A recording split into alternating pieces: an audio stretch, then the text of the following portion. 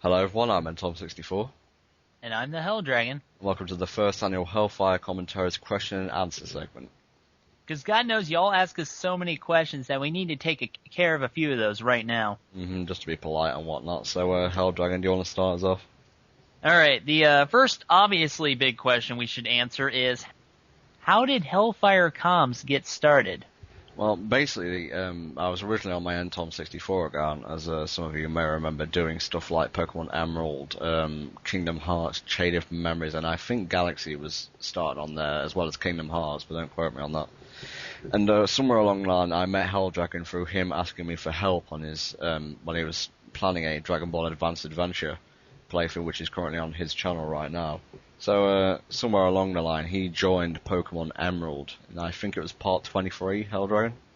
Mm-hmm. And basically we went from there and just went on to create a group thing, really, because FTA joined about maybe half a year or so after Helldragon did. Yeah, I think that's about right. Mm-hmm. Alright, next question is, why are we called HellfireComms?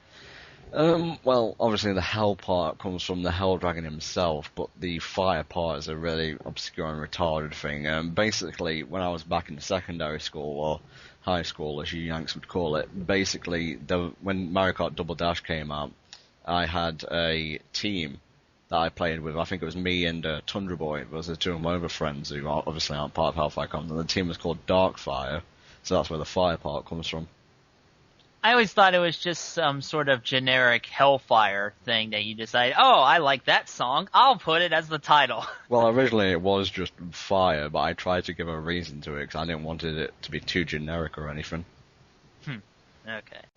Alright, this next question I'm going to answer is, how do you do a commentary? And I'm going to give a bridge version of that. Basically, Tom records the game, of course, and then he puts the footage on a place where I can get to it. These days is usually on Hellfire playthroughs. And when we have those both up, we go on Skype, and Tom, while we're playing the footage at the same time, Tom records our Skype conversation with Pamela, which is a free recording program for Skype. Despite all the audio errors, somehow we always make it through. Because I am extremely anally retentive when it comes to quality these days. Well, that's for sure. Ho ho ho. Alright, this next question I wanted to answer personally, even though nobody asked it. Why do installments of commentaries take so long to make?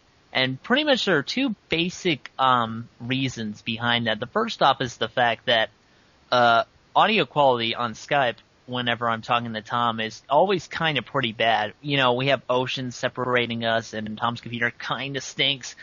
And that usually just makes it by itself. And the second reason is that I'm usually not online when Tom is on the computer. I can't, because not only do I have things to do, I wouldn't be able to talk that loud because I got other people sleeping here during the morning, you know?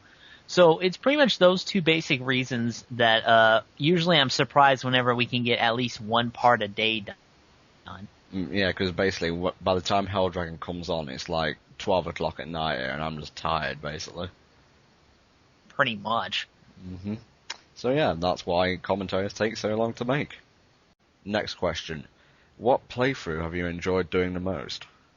Well, I know I pretend that I hate this game, and okay, yeah, I do hate this game quite a deal, but probably my favorite playthrough at the moment is Sonic 06, because it's so horrible that I really like watching it and making fun of it, you know, shooting the shit on it, because it deserves every little bit, I think. I'd have to say, in terms of ones that we've completed recently, Black Knight was pretty fun to do, because it was a different type of commentary recording, because obviously we were getting paid to do it, so it was in a more strict kind of environment, but that allowed us to be a lot more open to the different types of commentary we could put forth, really, if you understand that kind of bullshit. Yeah, getting paid is a good incentive for anything, huh? Of course. Next question, who are your biggest influencers? Hands down, internet guys like the Spoony One and Nostalgia Critic, they've really inspired me to go into this whole funny man business, you know? And, besides them, just, you know, like other stand-up comedians like, Stephen Wright, Steve Martin, Stephen Colbert, Jay London, all these great guys, that have really shaped my humor into the way it is now. And for me, humor-wise, I'd have to say people like Frankie Boyle, Jimmy Carr, Bill Bailey, stuff like that, dry, sarcastic kind of humor. I mean, a lot of people listen to me and think I'm extremely monotone, but it's more dry than anything, really. I don't really get emotional, whether happy or overacting, in terms of commentary on us need be, really. That's pretty much my role. It's like I'm the funny man and you're the straight man. It's a classic comedy duo kind of technique, actually. And in terms of gaming playthroughs, my actual original influence for doing commentaries and the like, as some of you may remember, was in fact Cloud8745, but obviously shit went down and he's no longer a part of HellfireComms, and should I address that here and now, HelldraGon, just to get out of the way? If you want. Very well then. Some of you may remember we were doing Beyond Good and Evil and whatnot, me and Cloud, and basically Cloud became busy at some point. I can't remember the exact time. So I was like, yeah, okay, just need some time to do shit. So I went and recorded about a couple of hours worth. A week or so passed. Tried to message him on Skype.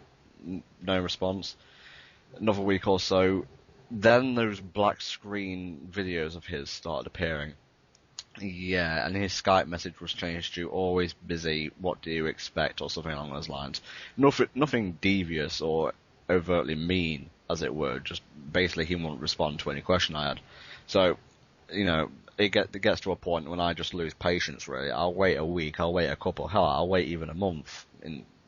Look at FDA, for example, but, it gets to a point when you're kind of taking the piss, really. So I took down the stuff, and that was that.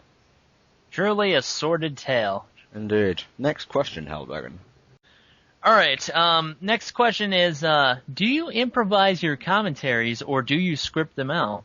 Shall I answer this one? Go ahead.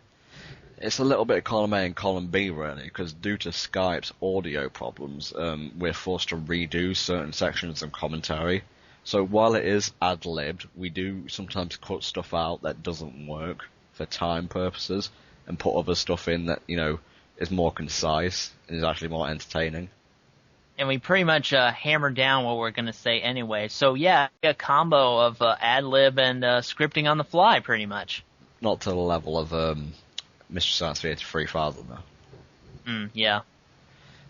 Next question, I'll answer this one. What font do you use for the text in your advertisement videos? That font is Arial Black.